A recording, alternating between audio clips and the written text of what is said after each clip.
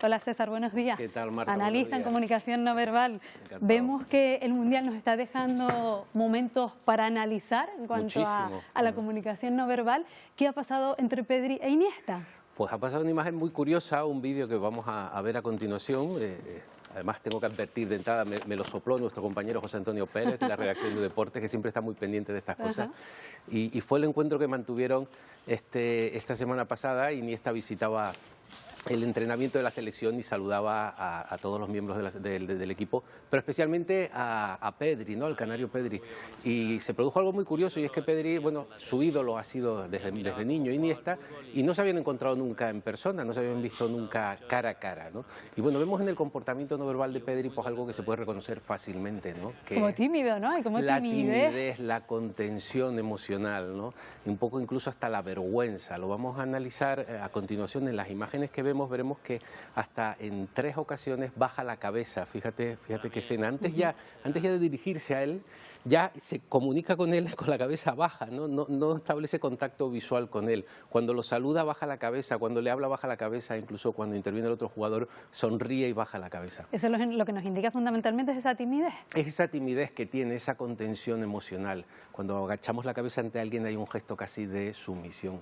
Es muy relativo, hay que compararlo también en función del contexto y en función de su expresión facial, que es una expresión facial muy positiva. Le vemos muy sonriente, muy ilusionado, con un brillo en los ojos, y eso nos indica que lo que hay es esa impresión positiva. Si la cara fuese negativa, si hubiese una expresión seria, de miedo, de susto, pues entonces bajar la cabeza significaría otra cosa muy distinta. Por eso esto es muy relativo, siempre hay que contextualizarlo adecuadamente.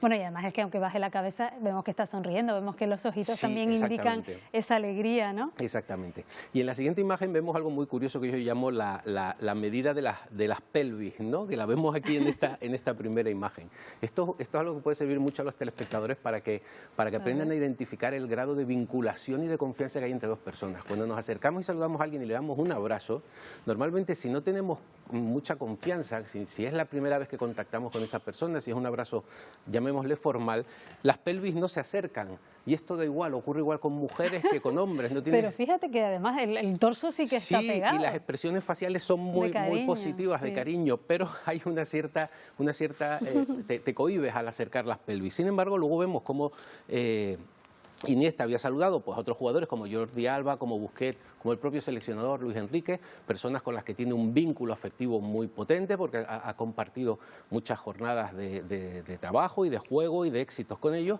y entonces vemos cómo el contacto es absoluto, incluso con Busquets, que al principio se ve un poco, en el vídeo se podría ver, se ve un poco reticente, pero él lo acerca y acaban, fíjate, chocando pelvis con pelvis, cadera con cadera, hay un contacto absoluto. Y esto pues nos indica pues el grado de vinculación, de confianza que puede haber entre las personas. Son muy tocones habitualmente los futbolistas, ¿no? Los vemos ahí en los partidos, en los entrenamientos. Pero es un tema que depende mucho de la cultura y depende mucho de la personalidad de cada jugador. Por ejemplo, en Pedri vemos que tiene una personalidad muy cohibida, muy tímido, muy introvertido. Entonces, lo de tocar ya no se da con tanta fluidez como a lo mejor una persona muy extrovertida, muy empática, que le afecte. Vamos a ver en la siguiente imagen, porque he traído otra imagen también muy curiosa que nos deja este Mundial en esto de los afectos, que fue el vídeo de la visita en el primer partido contra Costa Rica. Bueno, en el primer partido que ganamos por goleada, el Rey bajó a saludar a los jugadores, algo muy habitual, ¿no? en el vestuario. Y aquí podremos ver también, aunque nos parece, vemos como el Rey está saludándolos a todos y parece que está saludándolos a todos por igual y que el saludo después se repite. Hay diferencias muy curiosas y lo vamos a ver ahora con la distancia y lo que te comentaba de las pelvis. Lo vamos a ver en la imagen siguiente. Vemos cómo hay jugadores con los que mantiene un contacto absoluto, que vemos el final, como saluda ya a Luis Enrique. Y ahora vemos la comparativa. Fíjate con Luis Enrique, fíjate lo que comentaba de las pelvis, fíjate cómo la barriga casi se tocan una con otra.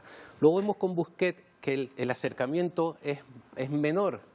Y luego vemos ya con los más jóvenes, con alguien como Soler, que la separación es muchísimo mayor. Hay 3 grados de acercamiento aquí, esto es lo que llamamos la proxémica, cómo te acercas o te alejas de una persona en función del vínculo. Y a mí me llamó incluso la atención 2 cosas. Lo primero es el grado de confianza que tiene el Rey, que puede tener con ellos. Hay jugadores a los que ya conoce mucho y hay jugadores a los que probablemente ni siquiera ha visto nunca porque son muy jóvenes y van por primera vez a un mundial. pero también hay un tema generacional. Con Luis Enrique probablemente comparte la generación, son cincuentones. Con Busquets estamos hablando de una persona de una generación que es la siguiente, de 30 años, y ya con los jovencitos que están entre 18 y 20 años, pues bueno, hay una diferencia que casi podría ser tu hijo, ¿no? Como siempre nos gusta aplicar estas cosas a nuestro día a día, ¿qué sucedería, por ejemplo, si tienes una escena en la que pues, con un compañero, con un amigo, le das un abrazo y tiendes, por ejemplo, a acercarte o a pegarte más de lo que la otra persona te estaría pidiendo con su lenguaje corporal? En esto yo siempre digo que hay que ser muy prudente y hay que ser muy sensible, muy receptivo. No podemos lanzarnos a tocar a otra persona, a abrazarla, a acercarnos sin leer previamente las señales que nos está enviando esa persona. Y simplemente por el contacto físico, cuando tú tocas a alguien, notas si se tensa o si se relaja. Eso nos da pistas, claro, eso inmediatamente te da pistas. Entonces, si una persona al tocarla se tensa, es mejor que mantenga cierta distancia. Si ves que se relaja y que recibe de manera agradable el contacto, pues bueno, hay que continuar con él, ¿no? Nos ha dejado también el Mundial momentos para la reivindicación. Hemos visto otro tipo de gestos también. Sí, hemos visto gestos, bueno, pues este es un gesto emblemático que utilizó la selección alemana para mostrar su rechazo por la censura, por la falta de derechos humanos, y por no dejarles usar el brazalete que querían usar en reivindicación de los derechos LGTB, ¿no? Entonces, bueno, es un gesto emblemático que quiere indicarnos un mensaje específico. Es un gesto muy distinto, fíjate que lo pueden hacer jugadores, esto fue en unas fases previas en América, entre Neymar y Messi. Un gesto este es muy distinto, este es un gesto regulador en el que ellos se tapan la boca para que el público no pueda leer, como las cámaras hoy tienen esos objetivos tan potentes y podemos casi meter la cámara en su cara. Y podemos darle para atrás, para adelante, claro, guardarlo. Y podemos leer lo que está diciendo. Entonces, cuando ellos quieren decir cosas en la intimidad, procuran que no se lea su voz, sus labios, y por eso se ponen la mano en la boca. Volvemos a los vestuarios, que también nos indican más cosas. ¿Qué sucede? Esto fue algo muy curioso también. El Mundial está siendo, yo lo llamo casi un laboratorio de comunicación no verbal. Para los que nos dedicamos a esto, aquello es un festival auténtico, porque todos los días nos deja imágenes muy potentes. Estos fueron los aficionados japoneses en el primer partido, en el partido inaugural, en el que su equipo ni siquiera jugaba, pero al terminar el partido se quedaron limpiando las gradas y recogiendo todo lo que habían dejado tirados, incluso los demás. Y es un comportamiento que se repite cuando Japón tiene su primer partido. Así de impoluto dejaron su vestuario cuando terminaron. Y es algo muy curioso. Nosotros hablamos de comportamiento no verbal más que de comunicación no verbal. ¿Por qué?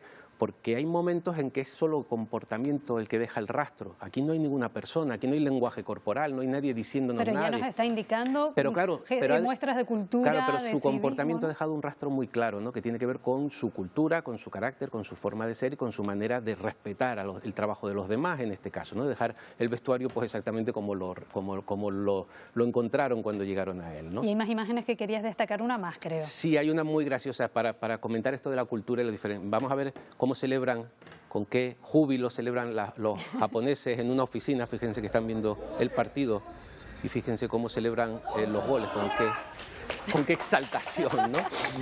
Esto es la exaltación en grado máximo, Japón, ¿no? Bueno, pues para que entendamos que la comunicación no verbal es algo muy, muy cultural. Lo que a nosotros nos puede parecer una cosa, en otro país, en otra cultura, puede parecer otra totalmente distinta. ¿Por qué? Pues porque tienen otra manera de expresarse en público y de contener sus imágenes de una manera muy diferente. Luego vemos otro extremo que son los altercados que se producen muchas veces. Sí, los hooligans incluso que hemos tenido, partidos. por desgracia aquí en Canarias hemos tenido algún ejemplo, ¿no? De algunas aficiones que se han enfrentado, ¿no? Entonces, pero bueno, tiene todo un componente cultural, entonces lo que en un sitio nos parece una cosa, en otro puede ser otra totalmente distinta. Por eso hay que siempre ser muy prudente a la hora de analizar la comunicación no verbal. Pues todavía nos queda Mundial por delante, no sé si la próxima semana seguiremos analizando o nos traerás alguna otra cuestión. Siempre interesante, sin duda. César, muchísimas gracias. Encantado.